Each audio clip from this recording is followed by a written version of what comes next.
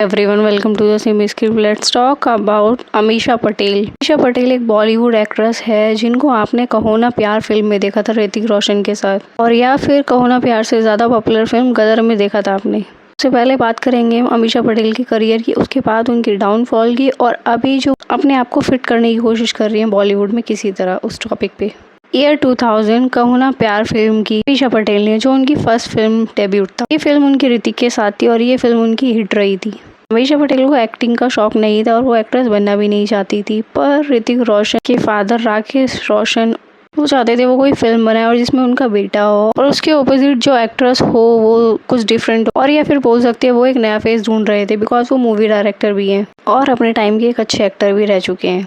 अमीषा पटेल उनके family friend की daughter थी, और इसीलिए जब वो उनके घर पे आई तब उन्होंने देखा ये लड़की कितनी बड़ी हो गई है, बहुत ज़्यादा प्यारी लग रही है, क्यों ना मैं इससे ही ले लूँ अपनी फिल्म। और जैसे कि अमीषा को एक्टिंग का शौक नहीं था, इसीलिए उन्हें एक्टिंग नहीं आती थी, पर फिर भी वो तैयार हो गई फिल्म में एक्टिंग करने के लिए, और बाय लक उनकी ये फर्स्ट फिल्म सुपर हिट भी रही। सभी को दोनों की जोड़ी बहुत पसंद आई। उसके बाद अमीषा पटेल 2001 में अपनी दूसरी फिल्म की गदर, एक प्रेम कथा जो सनी देओल के साथ थी, वो भी सुपर हिट रही। और थर्ड ईयर 2002 में अमीषा पटेल ने की हमराज, वो भी सुपर हिट रही। उसके बाद अमीषा पटेल ने बहुत सारी फिल्में की पर सारी फ्लॉप रही। 2013 में अमीषा पटेल ने की रेस 2, जिसमें उनका आइटम सॉन्ग भी था। रेस 1 और रेस 2 तो सुपर हिट ही रही थी, आपको पता ही है। उसके बाद 2023 में अमीषा ने की गदर 2 कथा कॉन्टिन्यूअस, और ये फिल्म भी सुपर हिट रही। अगर अमीषा पटेल की फिल्मों के करियर की बात की जाए तो अमीषा पटेल ने 36 फिल्म के अराउंड की है, और उनकी बहुत कम ही फिल्म सुपर हिट रही हैं, बाकी सारी फिल्में फ्लॉप गई है। किसी में उन्हें रोल अच्छा नहीं मिला या फिर किसी में एक्टिंग अच्छी नहीं थी, तो कोई ना कोई वजह हो सकती है। और टाइम में फिल्म करना मतलब फिल्मों के बीच टाइम लैप्स बहुत ज़्यादा था, जिसकी वजह से फिल्में सक्सेसफुल नहीं हो पाती हैं, और यही कारण होता है कुछ एक्ट्रेस या फिर एक्टर के अनसक्सेसफुल रहने का। अमीषा अगर ये डाउन में इसीलिए चला गया, हो सकता है उन्होंने अपनी रियल लाइफ में ये बहुत कुछ देखा है, शायद उन्हें सपोर्ट करने वाला कोई नहीं था या फिर गाइड करने वाला कोई नहीं था। 2004 में अमीषा पटेल ने केस डाला अपने फादर के अगेंस्ट, और या फिर अपने पेरेंट्स के अगेंस्ट। इसमें उन्होंने बोला उनके पेरेंट्स ने उनके 12 करोड़ रुपए जब्त कर लिए हैं और उनको वो पैसे चाहिए, इसीलिए उन्होंने अपने पेरेंट्स पे केस डाला। अमीषा का कहना था गलत तरीके से उनके पापा ने उनके असेट्स और उनके मनी को हैंडल किया गया है, और इसीलिए वो लीगल एक्शन लेती है अपने पेरेंट्स के अगेंस्ट। केस वो जीती है नहीं, पर उनको रिग्रेट बिल्कुल भी फील नहीं हो रहा था, वो अपने पेरेंट्स के अगेंस्ट कोई केस डाल रही है, और इसीलिए सोशल मीडिया पे उन्हें बहुत ज़्यादा हेट मिला था उस टाइम पे। की जाए उनके भाई की, तो उनके भाई से भी कमी नहीं बनी उनके अमित पटेल से। दोनों अपने करियर में कुछ खास नहीं कर पाए, और अमीषा पटेल अपने लुक्स और ब्यूटी की वजह से फेमस हुई थी। एक टाइम था जब उन्होंने कहो ना प्यार की थी या फिर गदर फिल्म की थी, तो लड़के और लड़कियों की फेवरेट थी वो उस टाइम पे। पर जब 2023 में वो एकदम से गदर 2 में दिखाई थी, तो उनके फेस फीचर बहुत अलग लग रहे थे, और वो बहुत ज़्यादा अलग लग रही थी, एकदम से बहुत एजिंग दिख रही थी वो।